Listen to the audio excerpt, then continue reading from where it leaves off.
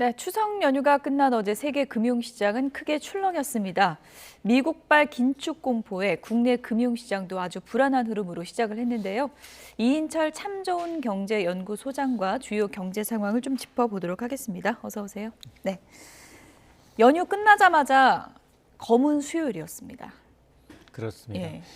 이게 사실 미국의 이제 금리가 오르고 있는데 왜 이렇게 전 세계 시장이 이제 동요하고 있느냐?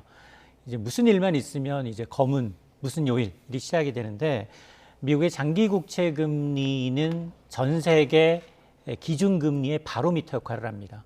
그러니까 미국의 장기 국채 금리가 올랐다. 우리 한은은 금리를 동결했지만 내 대출 금리 이자가 오를 수 있다라는 의미로 받아들여지거든요.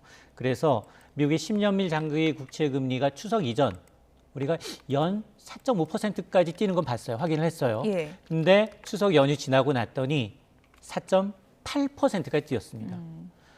미국의 10년물 장기 국채 금리가 거의 5% 육박하고 있는데 이건 글로벌 금융위기였던 2007년 이후 16년 만에 최고치입니다. 여러 가지 의미가 있는데요. 이렇게 미국의 국채 금리가 오르니까 우리나라 금리도 올라가겠네. 그러면 가계 대출, 기업 대출 모두 이자 부담이 더 늘어난다는 의미이고요. 또 하나 자본시장에서는 야 미국이 저렇게 금리를 많이 올려주면 한국 시장에 투자할 이유가 별로 없어요. 더 이제 높은 수익률을 따라서 외국인 투자 자금은 몰려갑니다. 신흥시장에서 외국인 투자 자금이 미국으로 재빠르게 옮겨갈 수 있다라는 단초를 제공하고 있기 때문에 금융시장이 거의 패닉이었던 거고요. 실제로 외국인들 우리 한미 간 기준금리 격차가 2%로 사상 최대잖아요. 지난 6월부터 조금씩 매달 1조 원 내외로 국내 주식을 팔리고 있습니다. 자, 그러다 보니까 우리가 가장 걱정했던 부분 외국인들의 셀코리아가 본격화되는 게 아니냐라는 우려가 커지는 대목입니다. 네.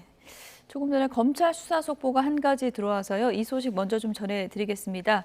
대전지검이 최근 감사원이 수사를 요청한 통계 조작 의혹 사건과 관련해서 정부 대전청사에 있는 통계청을 압수수색하고 있다는 속보가 조금 전에 들어왔습니다.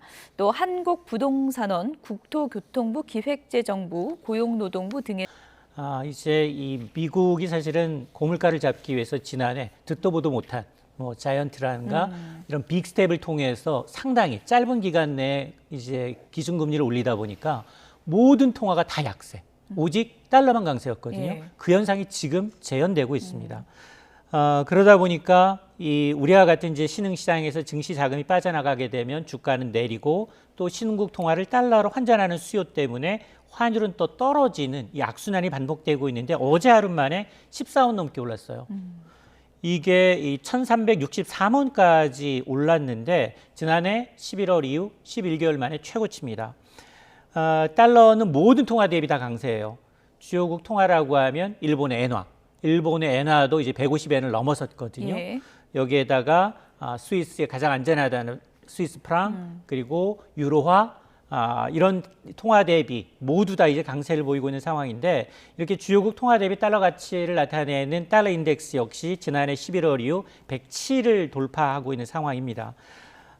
사실은 이제 파월 의장은 단순히 노동시장이 너무 견고하니까 그리고 인플레이션 목표치 2%대까지 긴축 기조를 유지하겠다라고 얘기했을 뿐인데 점점점 이전 좀 연준 내의 목소리도 지금 3% 후반에 머물고 있는 물가를 잡기 위해서는 고금리가 상당 기간 이어져야 한다. 예. 그리고 이제 최근 발표되고 있는 고용 지표가 상당히 견고해요. 그런 걸 감안하게 되면 긴축 스탠스가 당초 예상했던 것보다 더 오래 장기간 지속될 수 있다. 이게 뉴 노멀이다라는 식으로 지금 홍보를 하고 있는 상황이거든요.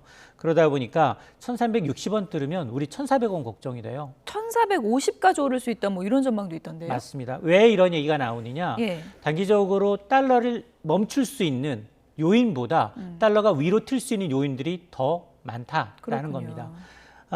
지금 보면 이제 어쨌든 변수는 미국이 죽어야 미국 경기가 좀 죽어줘야지만이 달러가 약세를 보일 텐데 예. 미국 경기가 고용시장 좋죠. 여기에다가 소비 위축되지 않고 있죠. 일자리 계속 늘다 보니 가장 중요한 게 이제 고용 변수가 되는데 단기적으로 보면 현지 시간으로 6일 발표되는 고용 지표 서비스업 부분의 일자리가 얼마나 늘었는지 이게 아마 또 달러 강세, 환율의 예. 또 흐름의 변화가 될 수 있는데 예상보다 고용 지표가 이제 좋다라고 하면 달러는 더 갈 수밖에 없고 그러나 고용 지표가 예상치를 밑돌면 이제 달러는 약세로 반전될 텐데 오늘 새벽 뉴욕 증시가 이걸 그대로 반영하고 있어요.